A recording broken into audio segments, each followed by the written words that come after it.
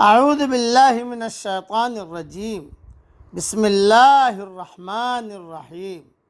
سورہ ہود کی آیتیں پڑھ رہا ہوں، آیت نمبر 5، آیت نمبر 6۔ الا انہم یثنون صدورہم لیستخفوا منہ، دیکھو یہ لوگ اپنے سینوں کو لپیٹتے ہیں تاکہ اس سے چھپ جائیں۔ الا حین یستغشون ثیابہم یعلم ما یسرون وما یعلنون انہ علیم بذات الصدور۔ خبردار، جب وہ کپڑوں سے اپنے آپ کو ڈھانپتے ہیں، اللہ تعالیٰ جانتا ہے جو کچھ وہ چھپاتے ہیں اور جو وہ ظاہر کرتے ہیں، وہ دلوں کی بات تک جاننے والا ہے۔ اس کی مختصر تشریح سن لیجئے اور تفصیل انشاءاللہ میری تفسیر ریاض التفسیر میں دیکھ لینا۔ اس کے شان نزول میں مفسرین کا بہت اختلاف ہے، اس لیے اس کے مفہوم میں بھی اختلاف ہے، لیکن میں صحیح بخاری کی ایک روایت نقل کر دیتا ہوں جو تفسیر سورہ ہود میں آئی ہے، اور اس سے انشاءاللہ عام مجمع کو سمجھ میں آ جائے گا۔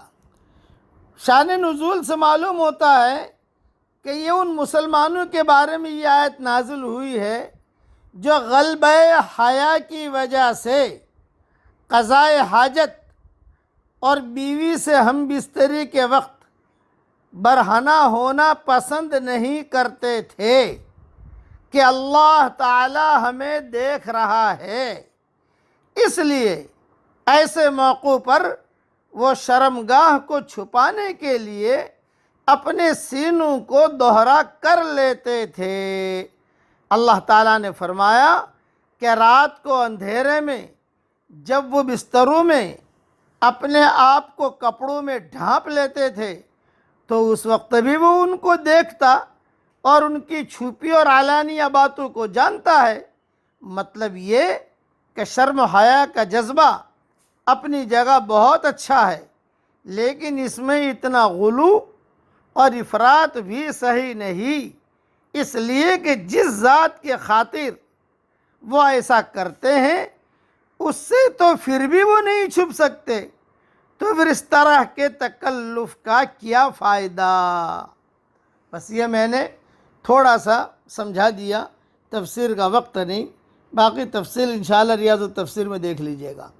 وَمَا مِن دَابَّةٍ فِي الْأَرْضِ إِلَّا عَلَى اللَّهِ رِزْقُهَا، اور زمین پر کوئی چلنے والا ایسا نہیں جس کی روزی اللہ کے ذمے نہ ہو۔ وَيَعْلَمُ مُسْتَقَرَّهَا وَمُسْتَوْدَعَهَا، اور وہ جانتا ہے جہاں کوئی ٹھہرتا ہے اور جہاں وہ سونپا جاتا ہے۔ کُلٌّ فی کتاب مبین، سب کچھ ایک کھلی کتاب میں موجود ہے۔ مختصر سی تشریح اس کی بھی سن لیجیے، یعنی وہ کفیل اور ذمہ دار ہے۔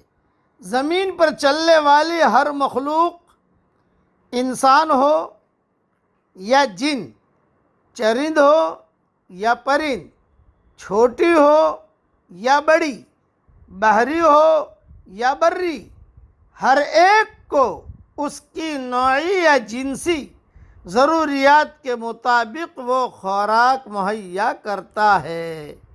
اور مستقر اور مستودع کی تعریف میں بہت اختلاف ہے، میں مختصر سبق میں سمجھا نہیں سکتا، وہ ریاض التفسیر میں دیکھ لینا انشاءاللہ۔